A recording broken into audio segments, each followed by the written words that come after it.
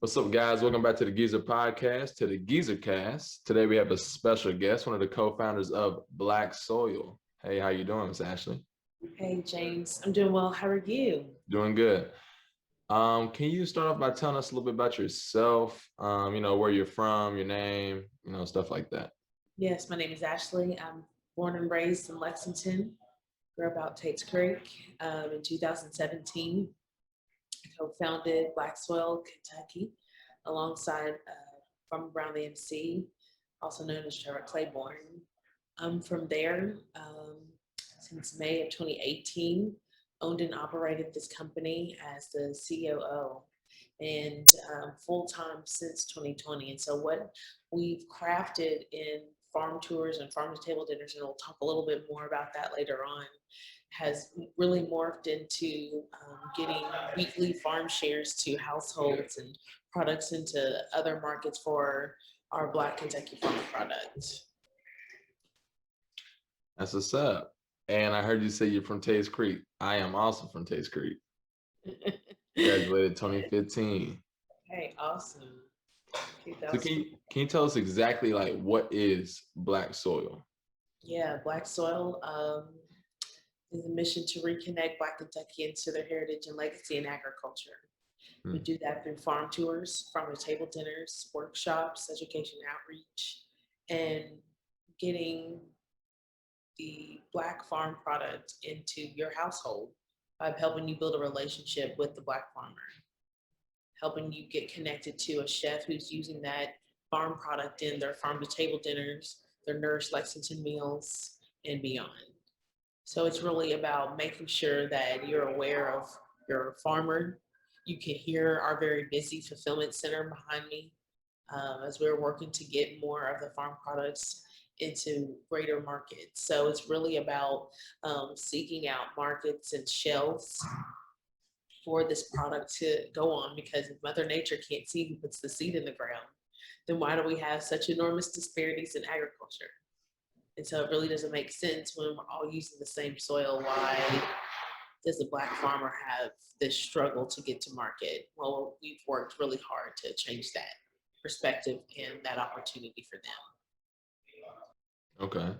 So would you say that the goal of Black Soil is to just get the Black people in Lexington to reconnect to the agriculture? Is that what the goal is?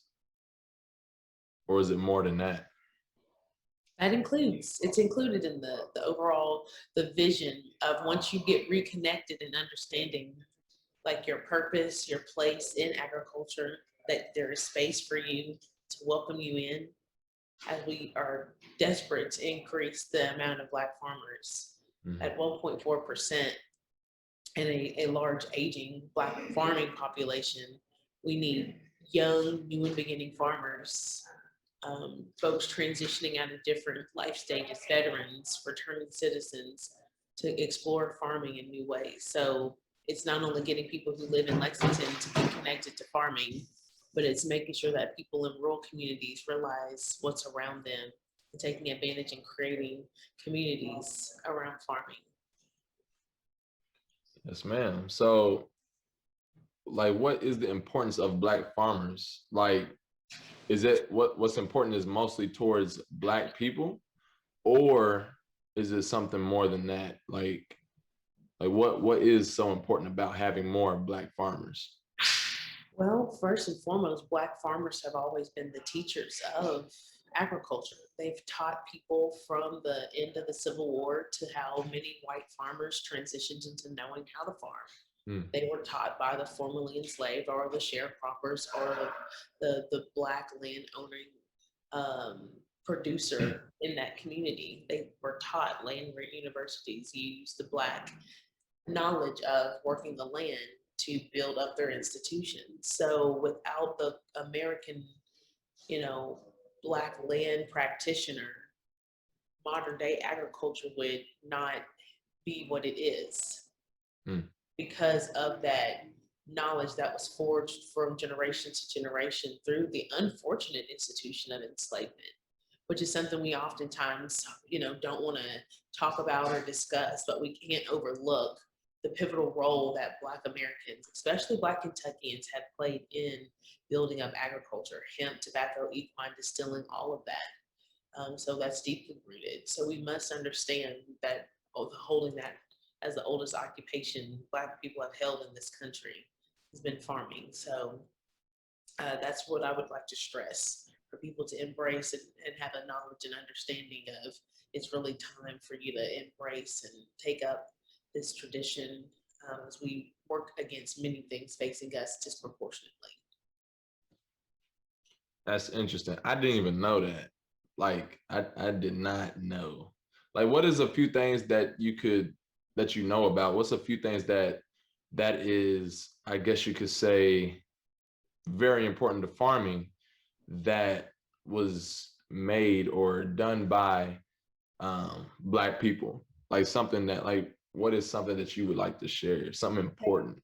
Okay, so I know we're going to get to it later on in the interview today, but hemp, when you think about how hemp was the mirror equivalent to cotton in the deeper southern states across America, so Mississippi, Alabama, hemp was what made Kentucky its wealth, its affluence, and that came from the uncompensated forced labor from mainly Black men working hemp. So that laid a foundation floor for unearned, ungained wealth here in the state of Kentucky. So that's first and foremost important to know as you see a huge resurgence in hemp. Secondly, when you think about horse racing, the first 13 out of 15 Kentucky Derby winning jockeys were young Black men from Kentucky. This has set a stage for a $1 trillion agribusiness that is often ripe for opportunity for young Black people to engage with. We just are shut out and don't know how to get into the sector. It's about being able to know the right people and network and gain the knowledge to then move forward and be successful. And then lastly, when you think about bib lettuce, when you think about the types of innovations that enslaved people across the state of Kentucky developed that we still use in the practices today in raising food and crops across the state, if not the country. So there are a lot of things for young Black people and Black people in general to embrace and become empowered behind a knowledge and understanding of their role and the place in history, really, when it comes to farming and being Black in Kentucky. That's very interesting. So also, would you think that the Black farmers, of course, everything they do is organic. So eating organic and local foods, is that really better for you? I feel like that's like a no-brainer, but for some people, they might not understand the importance of local and organic food. So to break down organic, it is a certification that comes from the federal government. And so at one point in time, up to 3 years on that property, and before those 3 years, there could have been chemicals and other things used, but it indicates that there was a pause and they're dedicated and committed to no longer using those pesticides. So currently we have individuals who use sustainable and natural practices. And USDA stamp comes with a lot of record keeping. So people have decided they want to grow sustainable and natural and not utilize the tagline, organic or certified organic. So that just really states that they still practice a very organic styled way and technique of growing without that federal certification. So I always want to emphasize that it's no better or greater, in my opinion. People have to be committed to safety on their farm. They have to be committed to following regulations and things like that. So eating local means that you can support people who look like you, who get up before the sun comes up and stay up until after it goes down in order to make sure that their crops are tended well and coming in so they can bring it to market to then directly you've been directly impacted, you know, by Black farmers here in the state.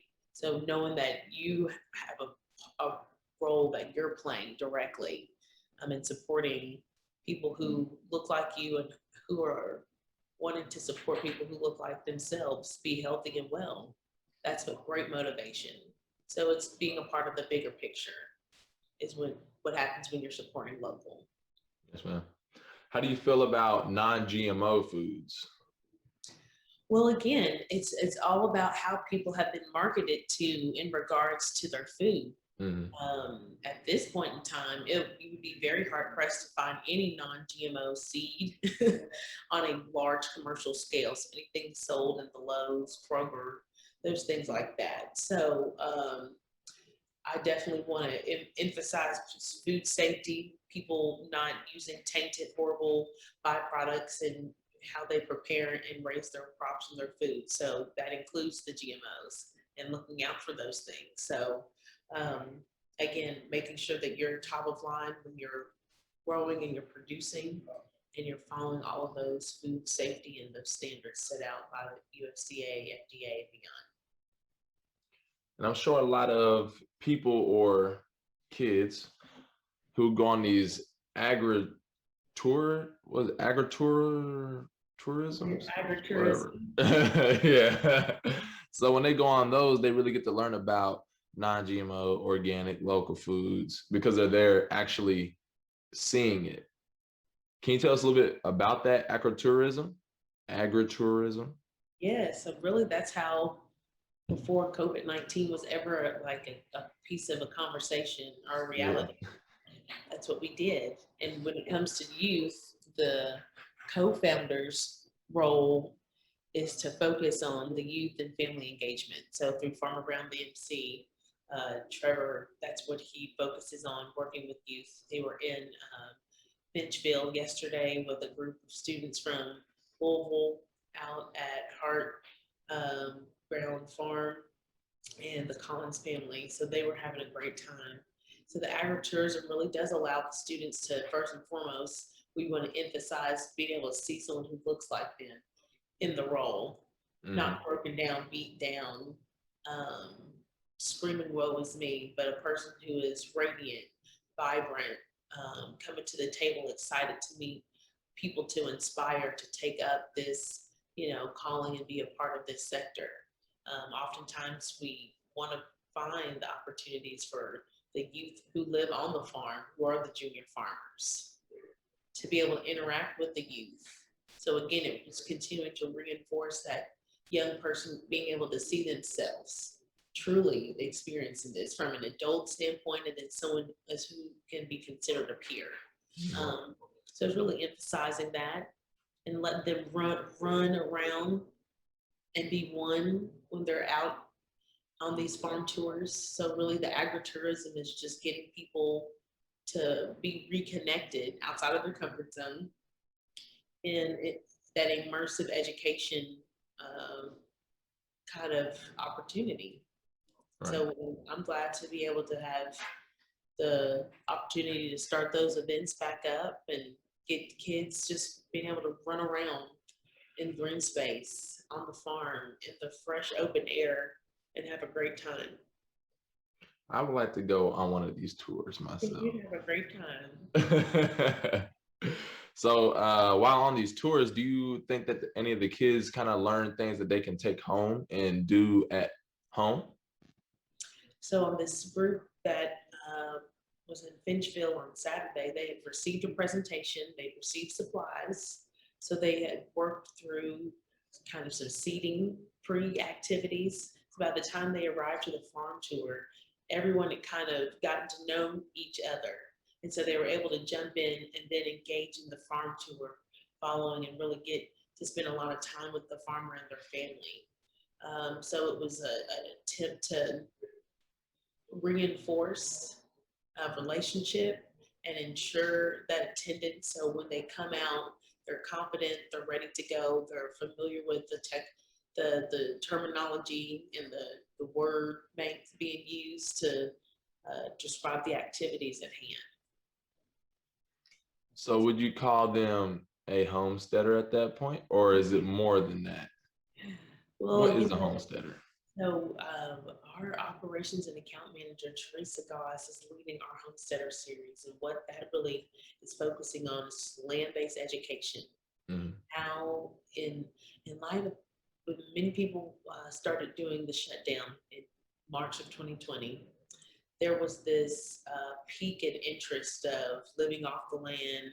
Like, okay, we're in the middle of a global pandemic. What happens if we're shut down for X, Y, and Z, and we have to stock up and all of these things? And people's minds of survival and sort of life hacks and all of these tips started, increasing in their interest. So we wanted to be able to dig into our network and see who wanted to provide education and outreach. And it's a way for our farmers to have a platform to speak about what they're experienced in when it comes to living off the land, utilizing the land for survival, being able to have the supplies and the materials that you need to take care of yourself and your family. So it allows us to teach skills in partnership. Mm-hmm. And so our first one was with Bluegrass Green Source.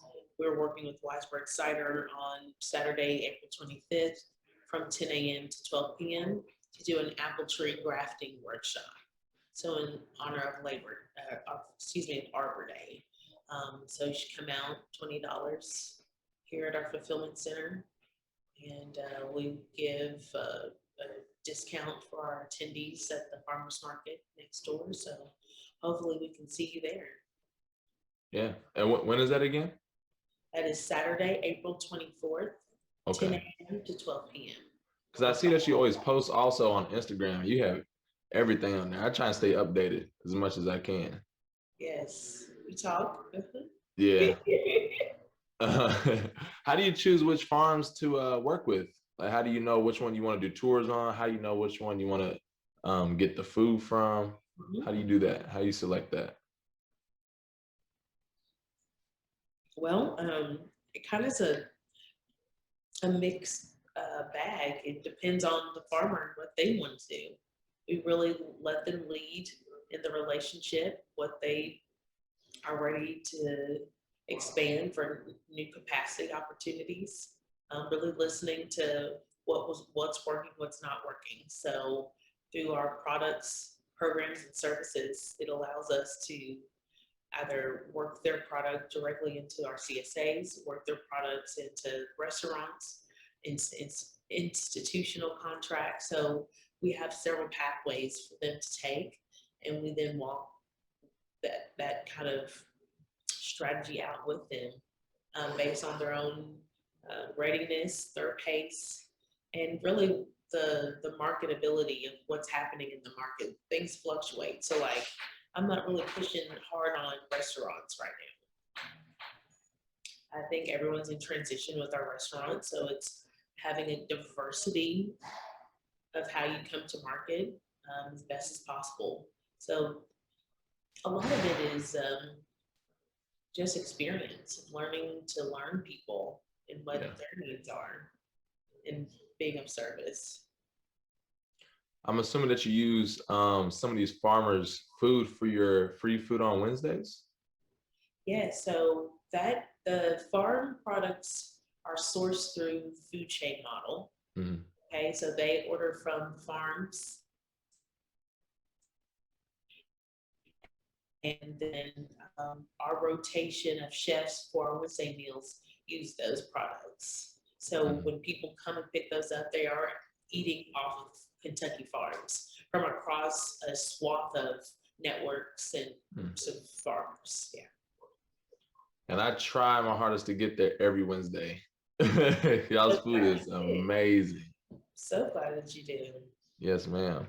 I also got food from I think when I first started coming, you had Indigo the chef.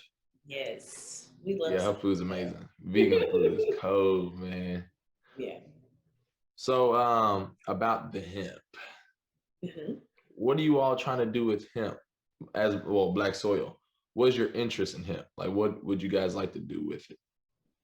Well, that's interesting. because my involvement with hemp is very little to none. Mm-hmm. I really don't see that as my lane. Mm-hmm.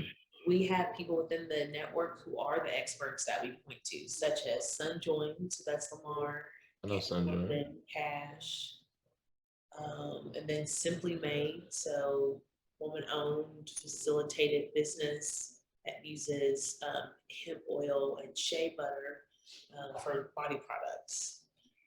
So for those who expressed us interest, oh, and Janicia Nostral in Hopkinsville, and when people express interest in hemp, I send them that way because that's not what we got into this work specifically for.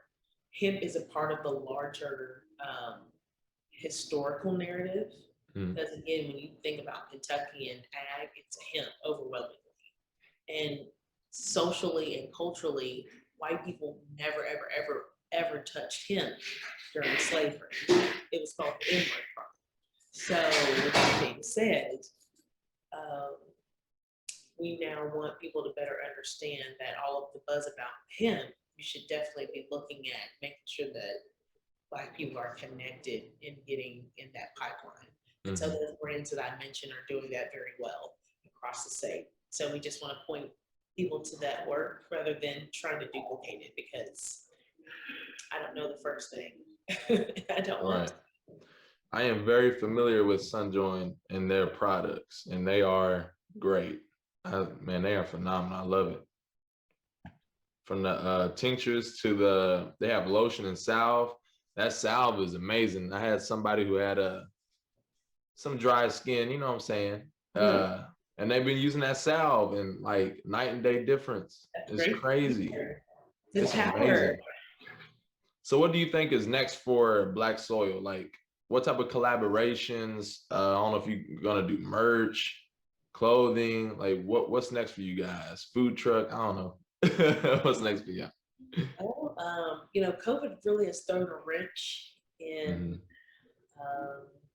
my expedient timeline and has caused us to slow down and kind of smell the roses in some areas. So I would love to see just continuing to nurture our existing relationships and develop those more fully, get more deeply into the community through those relationships by having better cash flow and being able to bring on, would love to have a job fair to hire folks because we are growing at a pace where we're definitely going to need more folks on the team. So that's what I'd love to see in the near future, but being able to have better and stronger, more far-reaching collaborations throughout the community is definitely top of my list priority. Yes, ma'am. Maybe one day we can collab. Yeah. Geezer and Black Soil. That sounds great. So what is some future events that you are excited about that are coming up? All right, so some future events that we're excited about, again, our Homesteader series on Saturday, April 24th from 10 a.m. to 12 p.m. From June 17th to the 27th, Soul Feast Week, being presented by Marcellus, Martina, Barksdale, myself, Bevan Morgan. We're just so excited to present this 11-day Black Chefs and Culinary Restaurant Week. So it allows us to really celebrate our culinary heritage in with 12 curated events, and then off menu items throughout Lexington restaurants celebrating Black culinary experience. So they are challenged to participate by purchasing at least one produce item from Black Soil during that 11-day tour, as we look to, as you said, support local and making that shift, even if it's just for 11 days and it's just starting off with one item. You can make a difference, even if it's just for 1 week, 1 day with one item. So just really emphasizing you can make a difference regardless of how small or insignificant that you think that is or that you are contributing. It is making a difference. So we just need those small incidences to come and layer together to make that large, big push. So it's just about being steadfast in that. I feel it. So let's say I have a grocery list. Can you help me get everything on there local? Okay, let's see here. Okay, so how are you wanting to like recite off what's on your grocery list? Or are you wanting me to just start naming what we have currently? So on my list, I want parsley, ginger, cucumber, turmeric. What's on there? Kale, spinach. I believe that's it. Okay, Can I get all that from you, or like local farms? Is that possible? that is possible. Wow. So I know the great thing about the growing season is soon upon us, and it's coming out of this harsh winter, this long fall, to our peak season, where we have much better control over what we've got going on. So actually, speaking of turmeric and ginger, working with our Southeast Asian communities and making sure that they've got some of their traditional spices and heritage, herbs. So I would like to speak more about your grocery needs and when you want to. I know this summer it's going to be looking a lot different for us, so I'm excited about that. Yeah, me too. That's interesting. Before we leave, can you give us a little bit of advice that you would like to give other entrepreneurs? Oh gosh, not judging people's highlight reel. What you see like overwhelmingly is on the other end of a glacier, and that's just the tip of what you're able to really take into perspective. Underneath, there are so many failures, sleepless nights, restlessness, no's, rejection, closed doors, barriers that propel you either forward or can stall you out. And oftentimes it's like a minute by minute decision. Moving forward, or am I going to stall out myself? So continuing to be aware of when you're stalling out and what's causing you to, and give yourself the grace, because you're not always going to just be on it to do what needs to be done for your business. You have to really make a daily, if not minute by minute decision to be a self leader, to be that owner of your mission and your vision, and keep pushing yourself to be honest and open as you take one step in front of the other. Yes, So ma'am. I really appreciated the time today and getting to know you and your audience. Yes, ma'am. Appreciate you. Thank you for being on the show as well. All right. Well, I look forward to seeing you at the market, and I'll see you on Wednesday. Yes, ma'am. I'll be there every Wednesday. I try and get there before work every time. 3 Thank to you. 5 every Wednesday. Oh, and in the description in the video, I will put the website for Black Soil. I'll put in their IG as well. Follow them on IG. It's Black Soil KY. Uh-huh. Yeah, at Black Soil KY. Follow them on Instagram. And thank you guys. Stay tuned for the next episode. Appreciate it. Thank you.